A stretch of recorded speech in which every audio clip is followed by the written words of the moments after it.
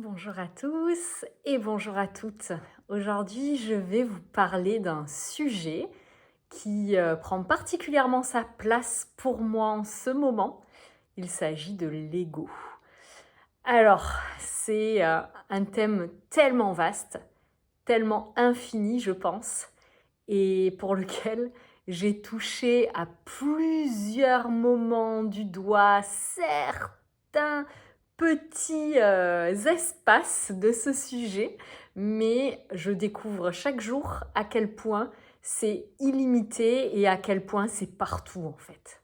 Voilà, donc c'est logique hein, que ce soit partout si je regarde ça avec ma tête, parce que bien évidemment, on est incarné sur cette terre, on est dans la 3D, donc l'ego pour moi c'est vraiment ce qui nous met dans cette réalité en 3D. Et pour autant, eh bien, je le découvre à chaque fois qu'une nouvelle expérience arrive. Et bien souvent, ça se fait dans la souffrance et dans la résistance. Parce que c'est pas simple de pouvoir commencer à regarder l'ego, de pouvoir l'observer et de pouvoir se dire que, en fait, c'est pas normal et que c'est pas comme ça que l'on a envie de vivre sa vie. Et à chaque nouvelle prise de conscience par rapport à l'ego, moi, c'est vraiment un effondrement qui se produit à l'intérieur de moi. C'est comme s'il y avait plein de couches en moi et ces couches sont encore une fois de plus en plus profondes et au début c'était les couches superficielles qui s'effondraient donc c'était un chaos mais un chaos qui était quand même assez mesuré par rapport à l'endroit où j'en étais dans mon chemin de conscience aussi. Et puis peu à peu, c'est de plus en plus profond, de plus en plus, ça touche de plus en plus les fondations en fait. Et donc le chaos, il devient de plus en plus fort parce qu'aujourd'hui, je pense que avec tout le chemin aussi que j'ai parcouru, je suis en mesure de pouvoir accueillir ce tourment et de pouvoir en faire quelque chose. Voilà, alors ce que j'aimerais dire au sujet de l'ego, c'est vraiment que cet ego, pour moi, c'est un terme qui reste encore assez flou dans notre manière de l'utiliser. Donc je vais vous dire ce que moi je mets derrière ça. Et après, bien évidemment, c'est encore pas une vérité universelle. Moi, ce n'est que ma vérité. Et encore une fois, je reprécise que c'est ma vérité à cet instant T, là où j'en suis de mon chemin de conscience. Mais cette vérité va bien évidemment se transformer au fur et à mesure où je vais en découvrir les tenants et les aboutissants. Voilà, et donc à chaque fois, je vais venir reclarifier ma vision de ce que ça peut être. Mais en tout cas, à l'heure actuelle, pour moi, l'ego, c'est vraiment ce qui nous permet de vivre cette vie terrestre. C'est ce qui nous permet d'être dans la matière. Donc pour moi, l'ego, c'est vraiment ce qui est l'autre facette de ce côté non manifesté, de ce côté de l'être où en fait, c'est juste l'être, c'est quelque chose que l'on ressent mais qui n'a pas de consistance. Et l'ego, c'est vraiment quelque chose qui vient se matérialiser et qui du coup existe dans la matière. Et donc cet ego, pour moi, c'est tout ce que l'on va montrer de nous, tout ce que l'on va prendre comme rôle, tout ce que l'on va prendre comme comportement et qui va faire que à un certain moment, si on dit Laetitia c'est qui ou un tel c'est qui, on va pouvoir dire cette personne elle est comme ça, comme ça, comme ça, comme ça, comme ça, comme ça et on va pouvoir vraiment matérialiser quelque chose de cet être pour le créer en fait. Et donc, cet ego, pour moi, c'est vraiment quelque chose qui est très, très, très, très, très lié à notre mental. Et cet ego va, pour moi, venir nourrir le mental en fonction des expériences que l'on va vivre par cette dimension en 3D. Mais c'est aussi le mental qui va venir nourrir cet ego pour faire qu'on va adapter nos comportements, nos rôles, nos masques, quand on va être dans différentes situations. Et moi, ce que j'aime beaucoup, c'est que cet ego, il est vraiment partout. C'est-à-dire que partout où on va avoir la sensation d'avancer, la sensation d'évoluer, il y a des choses qui se libèrent, il y a des choses qui se passent. Et c'est comme si, au détour d'un chemin, oh, on se retrouve de nouveau confronté à cet ego alors qu'on avait la sensation de s'en être libéré et que ça y est, on était passé à une autre étape. Et pour autant, c'est vraiment, cet ego, il est partout et il est bien aussi masqué et déguisé parce que du coup, cet ego, pour moi, il est très associé à l'inconscience. C'est quelque chose qui existe, qui est là, présent, qu'on a nourri, qu'on a construit, sans du tout avoir conscience de ce qu'on était en train de faire, de ce qu'on était en train de créer, juste parce qu'on s'est laissé porter par la vie, par ce qu'on a entendu, par ce qu'on a vu. Et du coup, c'est comme si ça avait créé une certaine armature, quelque chose de très matériel. Et au fur et à mesure où l'on avance, qu'on découvre des nouvelles choses et que d'un coup, certaines croyances ne sont plus justes pour nous, c'est là qu'en fait on va se rendre compte que waouh, il y avait toute une structure qui était créée autour de ça et qui faisait qu'on vivait notre vie à travers ça. Et même quand cette structure, elle va s'effondrer, où on va se dire ça y est, c'est fini pour moi l'ego. Mais non, parce qu'en fait, c'est comme si c'était une petite partie de quelque chose de bien plus grand et qui tisse vraiment toute notre matérialité. Et donc, quand je disais que cet ego va se nourrir du mental, c'est-à-dire que le mental, c'est vraiment pour moi comme on va dire un réservoir de plein de programmes, de plein d'informations qui ont été là et qui sont là, que l'on va engrammer par rapport à notre éducation, par rapport à ce que les différentes personnes ont pu dire de nous, par rapport à ce que l'on croit de nous, par rapport aussi à peut-être certaines déductions qu'on a faites de ce qu'on a observé autour de nous. Et ce mental, il se nourrit vraiment du passé, des schémas qui ont été là dans le passé et du coup qui vient programmer notre réalité du moment par rapport à ça. Et en fait, l'ego va venir chercher dans le mental, à chaque nouvelle expérience qui va venir se produire, va aller chercher dans le mental les éléments qui ressemblent à la situation qu'on va vivre ou qu'on est en train de vivre pour aller se dire « Ah, là, il y a tel élément, tel élément, tel élément, je déclenche ce programme. » Et du coup, cet ego vient se nourrir de ce mental et en même temps, l'expérience qu'on va faire de cette nouvelle programmation cette programmation qu'on a une nouvelle fois jouée, va venir encore une fois nourrir le mental. Et bien évidemment, souvent, ça va venir renforcer notre croyance, vu que on a programmé d'une certaine manière, la réalité qu'on va vivre, elle va être aussi de cette manière-là. Et voilà. Et du coup, cet ego, moi, ce que je trouve vraiment hyper intéressant et hyper riche, c'est que il y a ce côté où, comme je vous disais, il va se cacher dans les moindres recoins de ce que l'on va pouvoir vivre. Et même quand on a l'impression qu'on avance vers quelque chose de beau, de lumineux, de spirituel, en fait, cet ego, il va encore être là. Et par rapport à ça, j'aimerais parler de cet ego spirituel. Cet ego spirituel dans lequel je pense que l'on plonge tous lorsque l'on commence à cheminer et même lorsque l'on continue à cheminer. Moi, pour le coup, j'ose reconnaître que je suis prise en plein dans un ego spirituel et dans un ego aussi matériel. Le premier type d'ego où c'est cette inconscience en fait des choses qui se passent. Mais en tout cas, cet ego spirituel, la couleur qu'il va avoir, c'est que on va avoir vraiment cette sensation que ça y est, on est affranchi des choses, qu'on s'en est libéré. Et en fait, derrière tout ça, ce sont encore une fois les mêmes mécanismes et les mêmes programmes qui sont en train de s'activer, mais pour servir des causes qui nous semblent être plus justes et plus belles. Je m'explique, cet ego spirituel, ça va être lorsque d'un coup, on va se dire que l'univers est là, qu'il existe quelque chose de plus grand, qu'on va être au service de plus grand que soi. Sauf que, en fait, si nos blessures ne sont pas réglées, si nos blessures, elles n'ont pas été traitées, on va se retrouver dans une situation peut-être très belle, très lumineuse, avec des personnes qui ont de la conscience, et pour autant, c'est ces blessures-là qui vont de nouveau encore s'activer et de nouveau encore tirer les rênes de ce que l'on vit. Et une nouvelle fois, on va se retrouver pris dans des souffrances et dans des choses qui ne vont pas nous convenir, sauf que cette fois-ci, on va souffrir et on va encore plus se dire mais c'est pas possible, pourquoi je souffre alors que c'est beau toutes ces choses, ce chemin il est beau, et du coup on va finir par rejeter aussi peut-être à des moments donnés la spiritualité en se disant franchement c'est trop nul la spiritualité parce que voilà ça avait l'air d'être beau tout rose, j'y suis allée et puis finalement ça m'apporte rien de plus.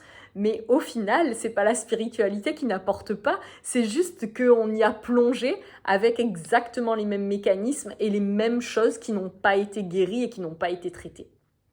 Donc, cet ego, moi, ce que j'ai pu observer ces derniers temps, c'est que un bon marqueur, je dirais, un bon révélateur de la présence de l'ego, c'est dès lors qu'il va y avoir cette sensation de pouvoir. Alors un pouvoir, attention, quand je parle de pouvoir, c'est pas forcément un pouvoir où il y en a un qui écrase complètement l'autre, mais c'est qu'en fait, à un moment donné, il y a un rapport de verticalité. Il y en a un qui a le dessus sur l'autre. Ça peut être dans un échange où il y en a un qui va finir par avoir raison sur l'autre. Ça peut être du coup certaines idées que l'on va vouloir mettre en œuvre en pensant que ce que l'on fait, vu que c'est conscient et vu que ça va vers un monde meilleur, et en fait c'est beaucoup mieux que tout ce que ceux qui n'ont pas commencé à cheminer font. Ça va être aussi ces moments où on va avoir la sensation que nous, vu qu'on a commencé à se poser des questions et à regarder les choses autrement, en fait, on sait mieux que les autres ce qui est bon pour eux. Et donc, souvent, on va se dire « Oh là là, mais franchement, ça serait bien qu'ils commencent à se poser des questions, ça serait bien qu'ils puissent se rendre compte des choses. » Alors que, encore une fois, en faisant ça, c'est comme si on se mettait au-dessus de l'autre. C'est comme si nous, ça y est, on avait tout compris et que l'autre, il a encore rien compris. Et que du coup, en étant dans ce fonctionnement-là, c'est comme si on se met dans cette posture où on va être un peu hautain en fait. Moi, ça m'est beaucoup arrivé ça par rapport, je pense que j'en avais aussi parlé dans une vidéo, par rapport au fait que dans ma famille, j'ai pris à un moment donné, par rapport à mon histoire, le rôle de sauveur, et notamment le rôle de sauveur avec mes parents. Et bien souvent, il m'est arrivé d'avoir cette sensation de pouvoir mieux savoir qu'eux. Alors je pense que ça fait partie aussi de l'évolution de tout enfant. À un moment donné, quand les parents vont dire quelque chose, l'enfant il a un peu ce côté où c'est bon, moi je sais, toi tu sais rien, t'as pas appris. Mais pour autant, il y a vraiment, je trouve, dans ce moment où on avance et où on chemine et où on commence à voir les souffrances, les blessures, où on commence à voir les mécanismes qui sont à l'œuvre, il peut y avoir ce moment où on va avoir la sensation que l'on sait mieux que notre père, que notre mère, que nos frères et sœurs, que notre compagnon ou que d'autres personnes autour de nous, alors qu'en fait, on ne connaît rien de leur vie, que chacun a sa propre histoire, sa propre existence et ses propres croyances, et qu'en fait, qui est-on pour mieux savoir que l'autre en fait? Si la vie fait vivre cette situation en disant que du coup ce serait bien que cette personne elle aille vers ça, ça veut dire que je me place au-dessus de la vie, ça veut dire que ce que la vie met là, ici, maintenant, à faire vivre à cette personne, c'est pas bon. Et donc, que moi, je sais que cette personne, il faudrait qu'elle aille vers ça et que ça serait ça qui serait bon pour elle. Donc, il y a vraiment cette notion de pouvoir. Et du coup, je vais reparler d'un sujet que j'ai déjà évoqué dans 2 vidéos, mais parce que c'est un sujet que je trouve tellement passionnant et qui, pour le coup, lui aussi, je trouve qu'il est présent dans chaque chose que l'on expérimente. De toute façon, parce que c'est clairement un des gros schémas de l'ego, c'est ce triangle de Karpman. En fait, ce triangle de Karpman, pour moi, il vient vraiment aussi montrer ce pouvoir, ces jeux de pouvoir. Et c'est ce qui fait que c'est tellement souffrant aussi. Je vais m'expliquer là-dessus. Imaginons à un moment donné, je suis dans la situation où je vais être entourée d'une personne qui a tendance à se plaindre, à se victimiser. Donc cette personne, quand elle se plaint, elle se victimise, quand par exemple il y a toujours quelque chose qui ne va pas, ou quand elle est déprimée ou autre, du coup en venant sans prendre sa responsabilité et en subissant ce qu'elle est en train de vivre, en venant en parler à quelqu'un, elle vient lui donner le pouvoir de pouvoir lui faire changer son état d'âme, lui permettre d'aller mieux. Et donc du coup, elle remet son pouvoir à l'autre. Et du coup, le sauveur, donc qui va avoir ce pouvoir entre les mains, lui, c'est comme si d'un coup, il était plus fort que l'autre. Parce qu'il suffit qu'il dise quelque chose, qu'il fasse quelque chose pour que la personne victime prenne ça comme argent comptant et comme vérité. Et du coup, se sentent en infériorité par rapport à ce sauveur qui, lui, a toutes les réponses et qui sait exactement tout ce qu'il faut faire. Et de la même manière, dans cette même situation, imaginons cette personne se victimise, peut-être que c'est parce que quelqu'un vient l'humilier ou quelqu'un a des comportements qui ne sont pas adaptés, peut-être des comportements même pervers avec elle, et du coup, vient la briser ou vient la détruire. Et donc, du coup, cette personne qui est victime, en fait, elle donne tout son pouvoir à la personne qui a ce rôle de persécuteur dans ce triangle. Et en fait, une nouvelle fois, ce persécuteur va pouvoir faire tout ce qu'il veut de cette victime, qui lui donne son pouvoir total, et du coup, se met au-dessus de cette personne. Et dans ce jeu de pouvoir, il va y avoir vraiment ce moment où il y en a un qui est au-dessus de l'autre et qui, du coup, ça cause un déséquilibre et ça fait qu'il y a toujours un qui va remettre dans les mains de l'autre son plein pouvoir. Et cette personne qui va avoir le pouvoir va peut-être jubiler à un moment donné d'avoir ce pouvoir, va avoir cette envie aussi de décider à la place de l'autre. Et puis à un moment donné, ça va finir aussi par se retourner contre cette personne parce que c'est lourd de porter ce tel pouvoir et c'est lourd aussi d'avoir l'autre qui est toujours là à attendre qu'on lui dise ce qu'il va advenir de lui ou d'elle.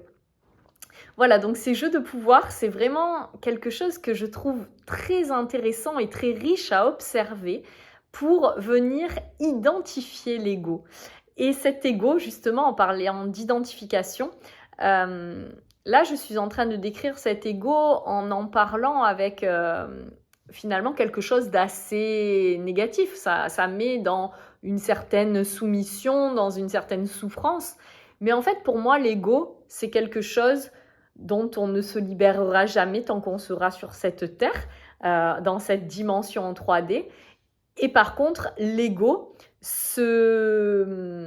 l'intérêt pour moi de l'ego, c'est de pouvoir le voir, l'observer et de pouvoir déconstruire ce qui a été construit qui ne nous convient pas pour ensuite venir reconstruire cet ego avec tout ce qui nous anime et tout ce qui nous parle et tout ce qu'on a découvert de ce que l'on est une fois qu'on a commencé à cheminer. Donc pour moi, l'ego, c'est une nouvelle fois comme les émotions et comme tout le reste, c'est que je trouve qu'il y a encore trop souvent ce discours, et moi la première, j'ai ce discours d'avoir envie de m'en libérer, de ne plus avoir cet ego. J'ai envie qu'il parte, j'ai envie de le détruire, voilà. Mais pour autant, cet ego, il est indispensable. Il est indispensable à cette vie matérielle. S'il n'y a plus d'ego, on retourne dans cette forme invisible, dans cette forme qui n'a pas de consistance physique. Et donc du coup, c'est notamment ce qui se passe quand on quitte notre corps physique, à mon sens, et qu'on retrouve cette immensité de l'univers et cette dimension de l'être. Mais tant qu'on est dans cette vie-là incarnée, cet ego, en fait, il nous est indispensable. Et du coup, tout le challenge va être de pouvoir l'observer, le repérer, et de pouvoir, une fois qu'on l'a repéré, dire « là, je te vois comment tu agis et ça ne me convient pas du tout. Là, je suis dans ces jeux de pouvoir et c'est pas OK pour moi. Et là, j'ai envie que tu viennes au service de ce que j'ai envie de vivre. Et donc, je vais pouvoir t'utiliser autrement. » Voilà, donc c'est vraiment une réflexion qui me semble être très riche. Et une nouvelle fois, c'est un sujet tellement vaste que je prendrai le temps de développer dans d'autres vidéos. Là, j'ai fait un passage de manière assez... j'ai survolé le sujet pour commencer à regarder les choses de cette manière, mais j'y reviendrai vraiment beaucoup plus en détail quand ce sera le moment pour moi et quand aussi j'aurai ces détails qui se seront affinés pour moi. Je vous souhaite une très belle soirée et je vous dis à bientôt et hâte de vous retrouver pour des nouveaux sujets.